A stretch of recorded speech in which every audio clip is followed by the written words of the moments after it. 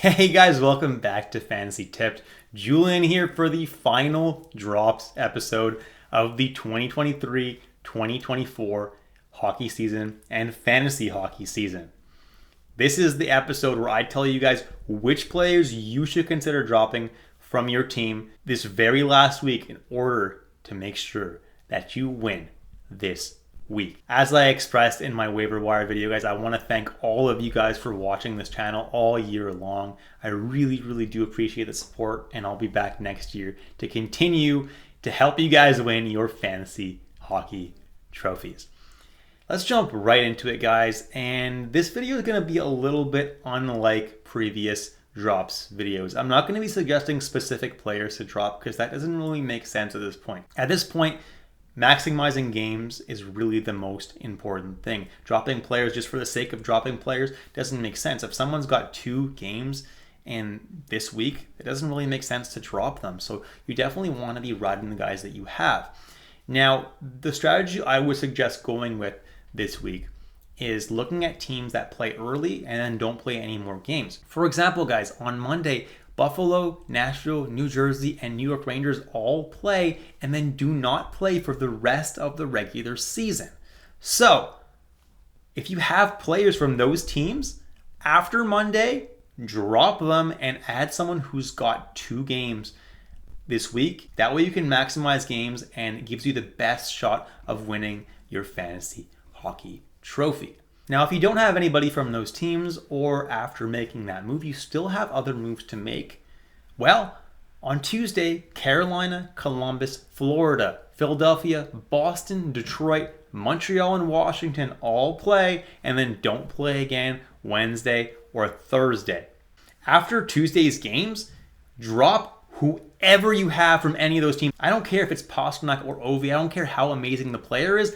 Drop them and then add someone from a team who's going to play after that. Now, Edmonton actually has 2 games after that, both Wednesday and Thursday. So if there's a decent Edmonton Oiler flying out there, like an Evander Kane, he would be an excellent ad for you.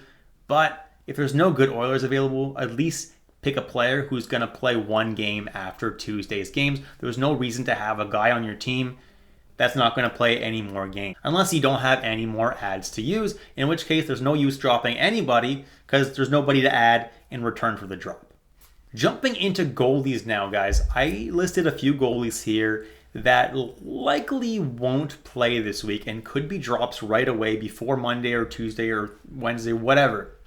Kochetkov is a guy who likely won't start on Tuesday if they keep the same pattern of starts.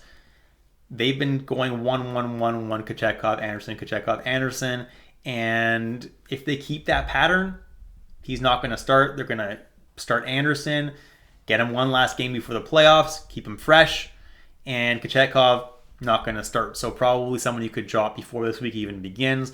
Onger could be rested against the St. Louis Blues. If Dallas has already locked up the top spot in the West, there's no reason that they would play him, rest him for the playoffs, right? It would just make sense. Ingram may not start on Wednesday if they keep the current start pattern as well. They've been alternating Ingram, Vejmelka. However, because it's the very last game of the season for Arizona and they don't play for quite a bit before that, they might opt to start Ingram on Thursday anyway, just because it's their last game of the season and they want to start the goalie who's been better this year. But honestly, it is definitely a risk. If there's somebody else you can drop instead of Ingram, you can consider holding on to him, but I'm not 100% convinced that he starts that game on Thursday.